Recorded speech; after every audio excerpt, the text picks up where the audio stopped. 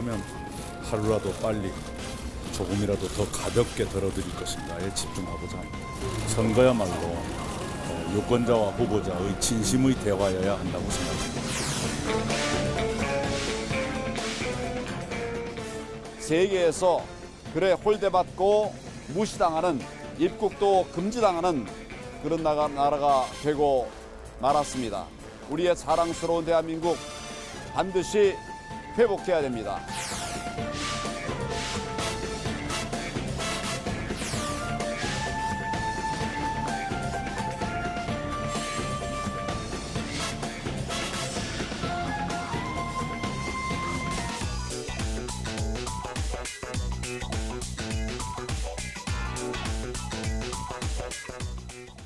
자, 이제 총선 딱 20일 남았습니다. 비례정당 중에 자매정당이라고 했잖아요. 미래한국당과 또 이제 형제당이라고 하고요. 여권에서는 사돈관계, 친정 같은 정당, 시댁 같은 정당, 혈연도 아닌데 가족관계를 얽힌 이번 비례대표 선거 어느 가족이 유리할지 한번 알아보겠습니다. 전원책 변호사 최민희 전 의원 자리했습니다. 어서 오세요. 예. 안녕하세요. 네. 앞서 저 헤드라인에 황교안 대표가 세계에서 홀대받고 무시받는 나라가 됐다라고 이야기를 하는데 마침 어젠가 한 신문에서 그런 칼럼 시론을 썼어요. 네. 세계 모든 나라가 중국처럼 한국을 하대하는 참담한 상황을 맞게 됐다. 어떻게 보십니까? 그 이제 문화일보 이민숙 그 논설위원이 쓰신 글인데 뭐 저도 그 글을 꼼꼼히 읽어봤습니다. 네. 근데 그 글은 제목과는 좀 달리 사실은 그 우리 외교부를 뭐 심하게 꾸짖고 있다기보다 우리 입장이 이럴 수밖에 없는데 하는 어떤 좀 자탄 내린 글이에요. 예, 그러면서 하긴 뭐 비판 쪽이 그런 맞습니다. 우리 국민 우리 국민들이 지금 전 세계로부터 하대를 받고 있나요? 예, 이 생명보호 코로나 사태 아니 때문에? 이렇습니다. 네. 우리 국민의 생명보호 최우선 원칙이 처음부터 무너진 것 아니냐. 중국 입국 금지를 그렇게 국민이 시원한데도 안 했단 말이에요. 중국이 문을 활짝 열어놨기 때문에. 그리고 결국 그때 우리 정부의 변명은 그렇게 하면 우리도 중국 입국 금지를 당한다는 거였는데 결국은 중국의 각 지방 정부가 우리 국민에 대해서 입국 제한을 하거나 입국 금지를 했다. 그런 것이 다른 나라에도 다 반복이 됐다는 거예요. 우리는 세계 문을 다 열어놓고 있는데 우리는 전 세계로부터 지금 다 차단당하고 제한당하고 있다 이 얘기입니다. 그런데 그것이 어디에 기인했는가 하면 이 정부의 정치적 논리 때문에 이제 그렇게 됐다 이 얘기입니다. 시진핑 방안을 목표로 하다 보니까 그렇게 된 거 아니냐 이래서 알겠습니다. 네. 좀 비판 쪼죠. 네. 뭐 비판할 수 있는데 비판이 정확해야 되고 팩트에 근거해야 되는데 팩트에 근거하지도 않았고 비판이 정확하지도 못합니다. 이분이 얘기한 이제 중국 봉쇄를 안 했기 때문에 대한민국 국민의 생명과 안전을 못 지켰다. 뭐 이런 얘기하고 있는데 핵심적인 곳은 봉쇄했습니다. 우한하고 후베이. 그다음에 두 번째는 싱가포르, 대만 얘기하시는데요. 싱가포르 어제 확진자가 73명입니다. 이상하죠? 왜 그런지 아세요? 모두 막아도 싱가포르 국민들이 해외 나갔다 입국한 거는 싱가포르도 못 막는 겁니다. 네, 그렇기 때문에 대한민국이 지금 제가 보기엔 좀 무리한 봉쇄를 쓰지 않더라도 가장 잘 국민의 생명과 안전을 지키고 있다 이 말씀 드리고 그다음에 그 칼럼에 보면 중국한테 그렇게 의리를 지켰는데 중국이 뭐 해줬냐 이런 얘기 있어요. 근데 요거 제가 뭐 여러 가지로 반박할 수 있지만 한 가지로 반박하겠습니다. 이번에 대한민국 진단 키트가 2주 만에 정부 허가 절차까지 끝내서 지금은 전 세계가 대한민국의 진단 키트를 수입하거나 무료로 보내달라는 요청이 쇄도하고 있습니다. 그러니까 그 이유가 뭔지 아세요? 그게 중국의 우한과 후베이 성에서 먼저 이 코로나19를 알았잖아요. 그 관련된 항체들하고 그리고 유전자들을 중국이 우리나라 기업에게 보내줬기 그랬었죠. 때문에 이게 네. 가능한 것입니다.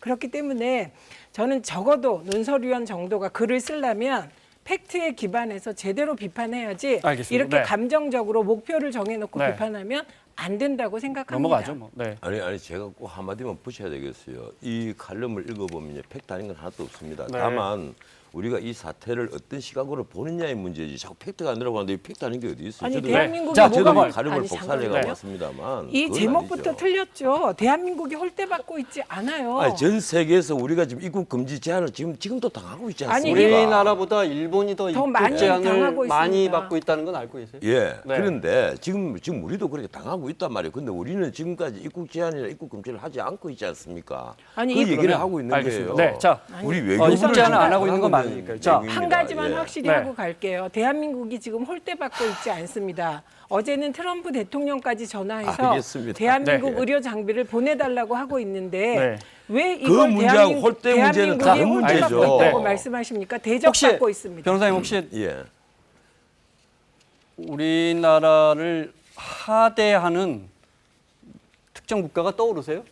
하대한다는 표현이 없어요. 얘기해 보면 아니 아닙니다. 저 있습니다. 세계 여기 모든 제가 나라가 중국처럼 한국을 하대하는 낮게 대하는 참담한 상황을 맞게 됐다고 이분이 그러시는데 쉽게 말하면 어느 나라가 우리나라를 하대합니까? 아니 그 예컨대 네. 이 글이 나무라고 있는 것은 이겁니다. 가령 우리가 그 확진자가 800명 정도밖에 되지도 않았을 때 뭐 베트남이 우리 비행기가 갔잖아요. 근데 비행기 자체를 못 내리게 했단 말이에요. 물론 그건 베트남 사정 때문에 그렇지만 그러면서도 우리는 각국의 문호를 제한하지 않고 다 열어줬잖아요. 네, 네. 그래서 그렇게 무비판적으로 하니까 쉽게 말하면 그겁니다. 우리 사회에서 이 내용에 그런 말은 없지만은 우리는 지금 사회적 거리두기라는 걸 하고 있지 않습니까? 왜 우리는 그럼 국가적 거리두기를 하지 않았느냐? 네, 아니 뭐 이 그런 비판이에요. 지적은 뭐 있을 수 있는데 예, 이런 전 세계가 지적이에요, 쉽게 이 말하면요. 코로나19로 제가 알기로는 전 세계 언론들이 참 한국이 잘 지켜내고 있고 한마디만. 그건 네. 이 정부에서 저 하는 한마디만 얘기고요. 그건 정부에서 하는 예, 이야기라고 이 보시는 정부에서 거예요? 하는 얘기고 네. 아니 전 세계 아니, 언론이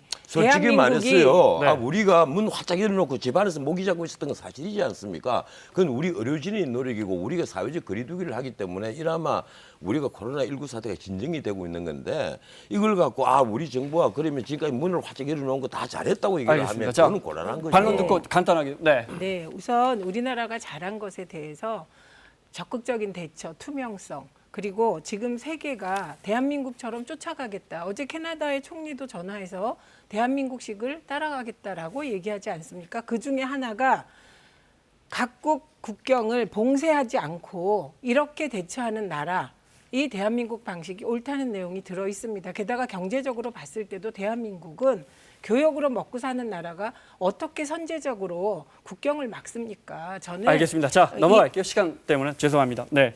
총선 20일 남았습니다. 자, 오늘 내일 이제 후보 등록하고요. 네. 드디어 이제 뭐 지금부터 총선입니다. 네. 김종인 전 대표 어제 내가 미래통합당에 합류할 가능성은 1%라고 했는데 오늘 황교안 대표가 아침에 자택을 찾아서 영상이 있습니까? 네. 찾아서 설득을 했나 봐요. 네.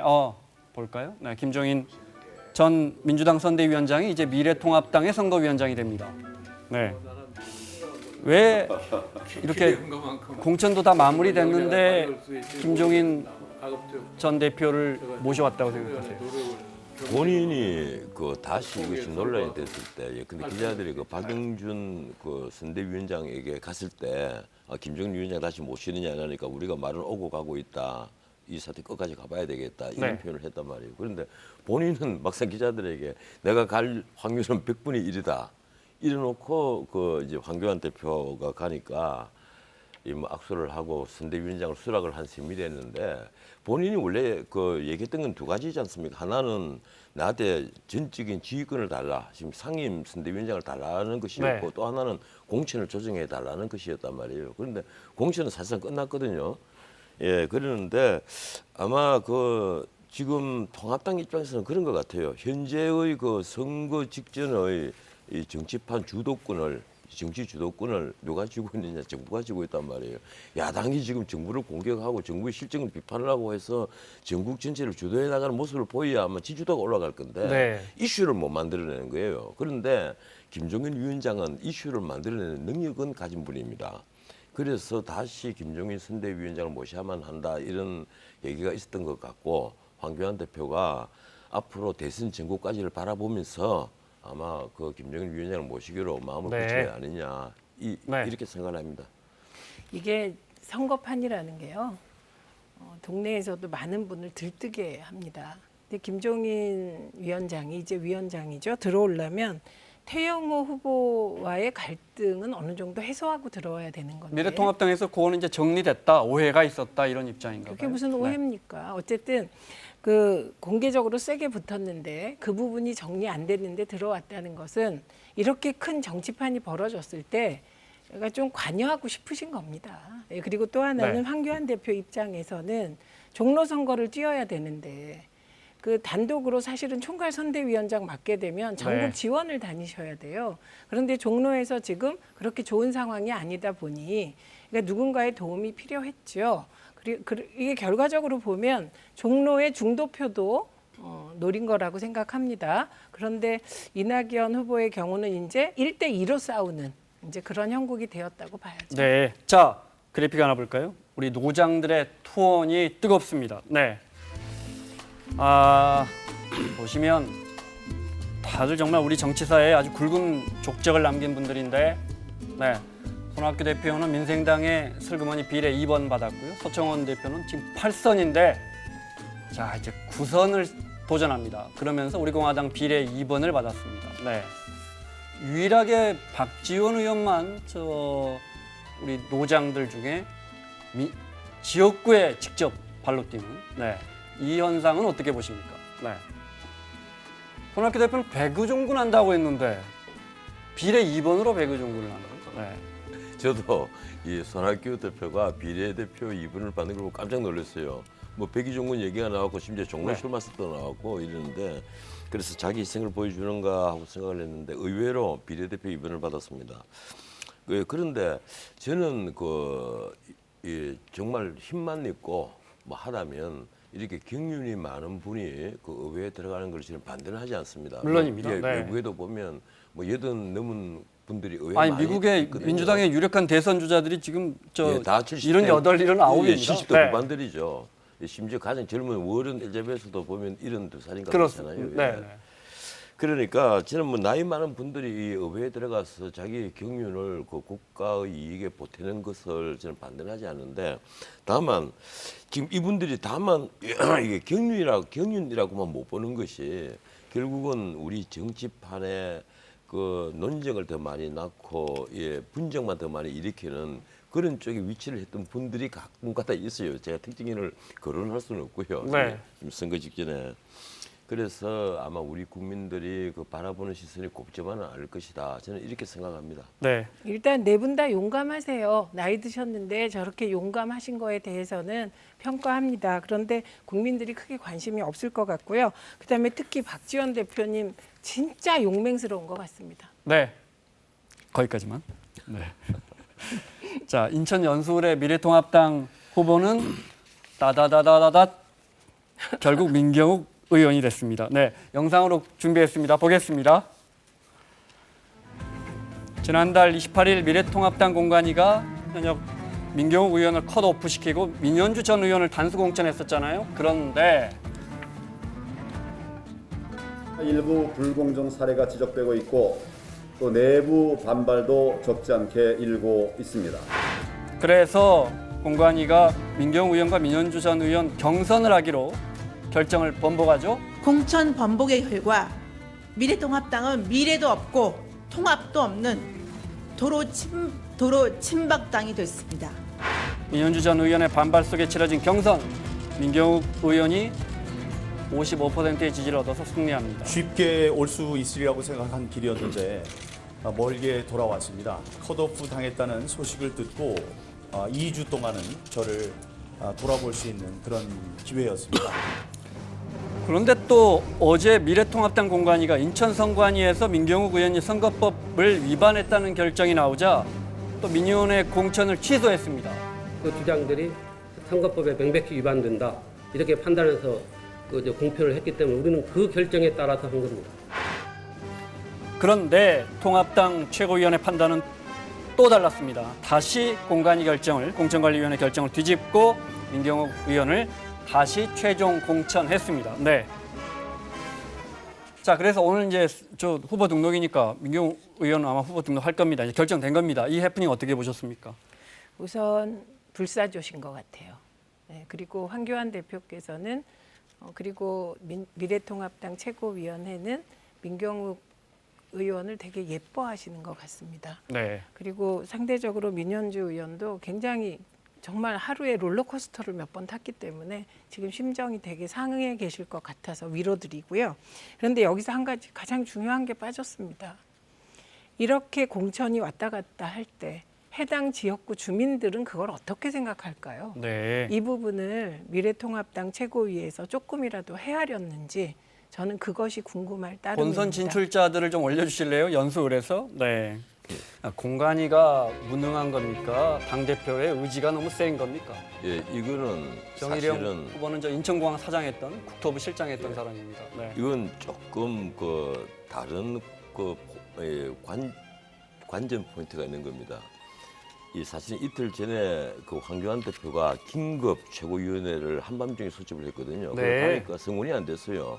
예, 한 번은 오다가 뭐 교통사고도 하고 이래서 성원이 되지 않아서 새벽 6시 반에 다시 긴급 최고위원회를 열었습니다. 그래서 기자들이 보기에 왜 새벽에 이게 긴급 최고위원회를 열느냐, 뭐가 긴급한 것이냐 이런데 보니까 나중에 보니까 이 부산 금정 그리고 경주 뭐 의왕 과천 이런데 네 곳인가요? 예, 네. 이런 공천 네 곳을 취소를 해버린 거예요. 바로 등록일을 이틀 남겨놓고 취소를 했단 말이에요. 그래서 다시 이제 공관위에 그걸 갖고 공을 넘겼거든요. 그래 공관위로 봐서 황당하지 않습니까?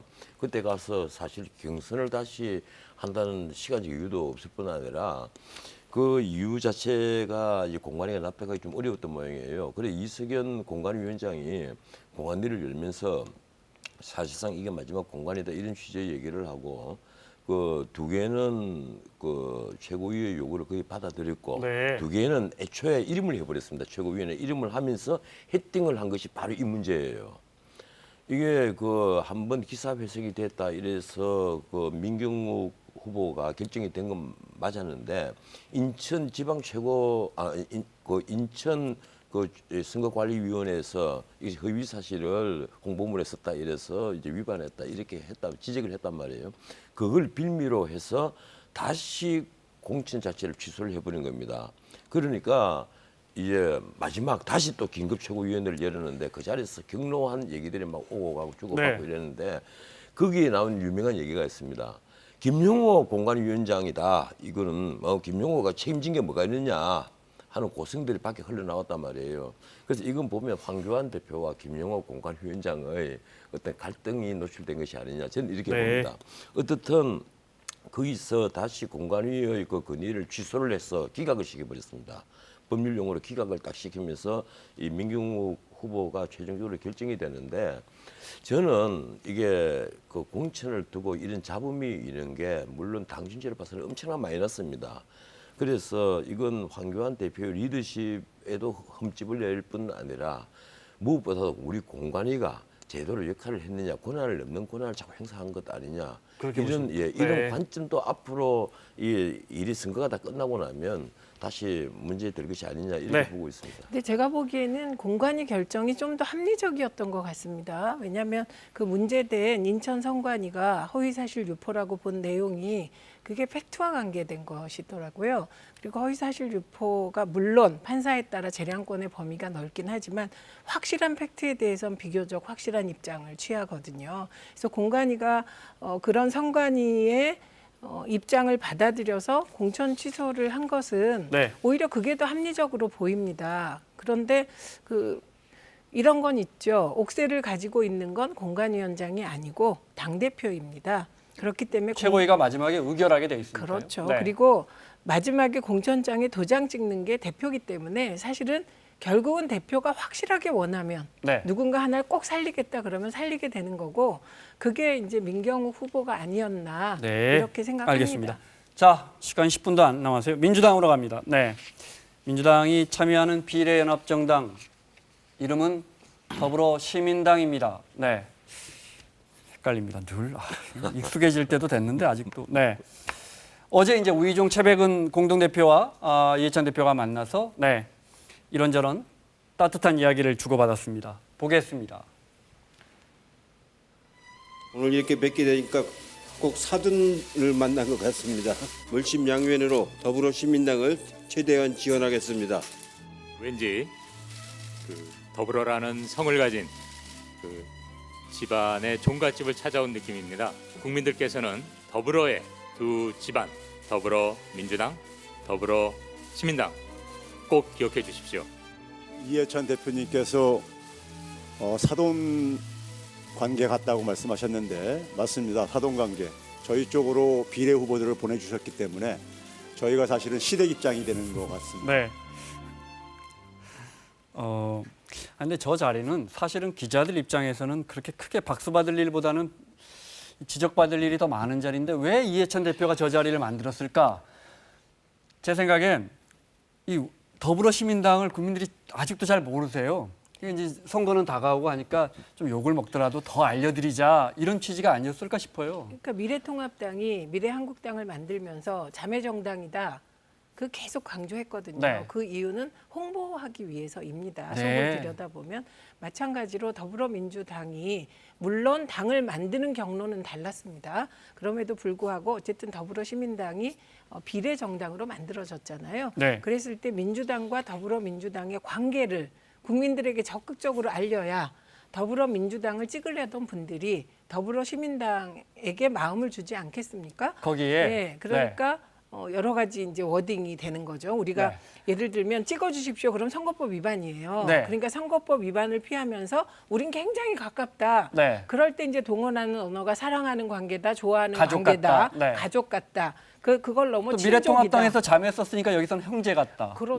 네. 그런 식으로 가게 되는 거죠. 지금 양당 다 홍보하고 있는 겁니다. 아니 게다가 이게 이제 더불어시민당도 좀 알아주세요. 플러스 이 열린민주당이 있잖아요. 예. 표가 또 글로 가면 안 된다고 생각을 하는 것 같아요. 이해찬 그런데 대표는. 이런 것 같아요. 지금 이해찬 대표로서는 처음부터 이걸 위성정당이라고 얘기를 했으면 모르겠는데 그것이 아니고 시민 플랫폼이다. 우리도 플랫폼에 같이 들어간다 이랬는데 나중에 또 국문을 열고 보니까 결국은 민주당이 다 주도를 한 민주당의 가설정당, 위성정당이었단 말이에요. 그럼 우희준 교수는 저하고 같이 방송을 할 때 뭐 뜻다방이라는 걸 본인이 스스로 시인을 했다. 이게 가설정당, 뜻다방 이런 용어를 전혀 부끄러워하지 않아요. 쉽게 말하면 이게 임시로 네. 만들어진 정당인 것을 부인하지 않는단 말이에요. 그 우희준 교수는 그만큼 솔직해요. 그런데 다만 이제 이렇습니다. 이것이 열린민주당과 왜 문제가 되는가 하면 열린민주당이 친문, 친조국을 더 강성 멤버들을 비례대표에 배치를 하니까 국민들이 보기에는 그리고 열렬한 친문 지지자들은 이왕이면 열린민주당에 우리도 한 표를 더 주자. 네. 이렇게 돼서 만약에 더불어시민당에 표가 몰리지 않으면 자, 여기가 열린민주당입니다. 예, 네. 예. 만약에 표가 몰리지 않으면 지금 11번부터 배치한 민주당 원래 비례대표 선출하신 분들 있잖아요.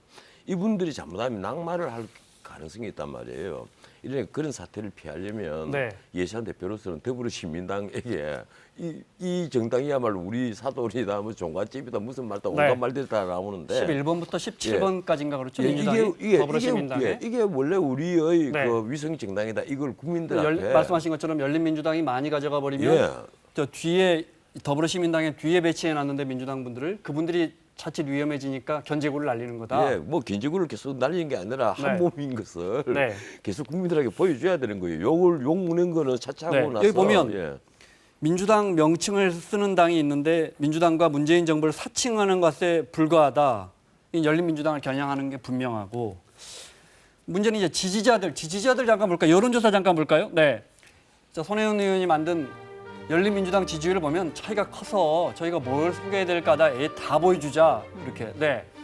근데 지금 보면 4%에서 13%까지라면 여기 이제 무당층이 합쳐진다면 적게는 2명에서 많게는 뭐 5명, 6명까지도 나올 수가 있어요. 네. 그렇게 됩니다. 그리고 제가 좀 정확히 정리를 해드릴게요. 네, 네. 미래통합당과 미래한국당은 자매정당이고요. 네. 제가 보기에 더불어민주당과 더불어시민당은 MOU를 체결한 관계로 보입니다. 협력 관계니까. 네, 네. 그렇게 보이고요. 네.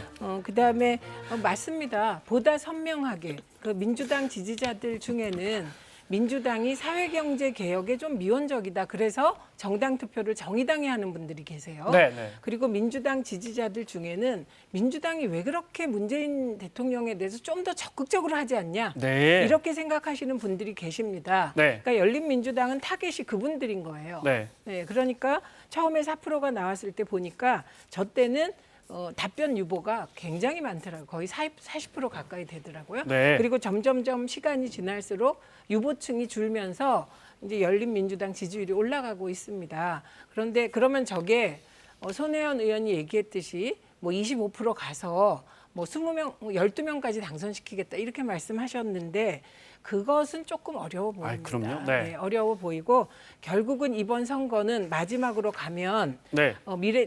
더불어민주당과 미래통합당의 양극화된 선거가 네. 되리라고 예상을 자, 합니다. 시간이 없어서 제가 마무리 질문 드려야 돼요.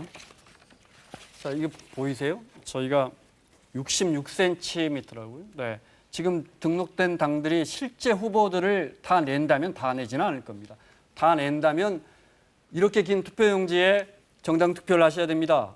20일 후에요. 4월 15일 날. 네. 여기 보면 더불어민주당, 더불어시민당, 열린민주당, 우리공화당, 미래한국당, 미래통합당, 미래민주당, 통합민주당, 친박연대, 친박신당. 정말 헷갈리죠? 네.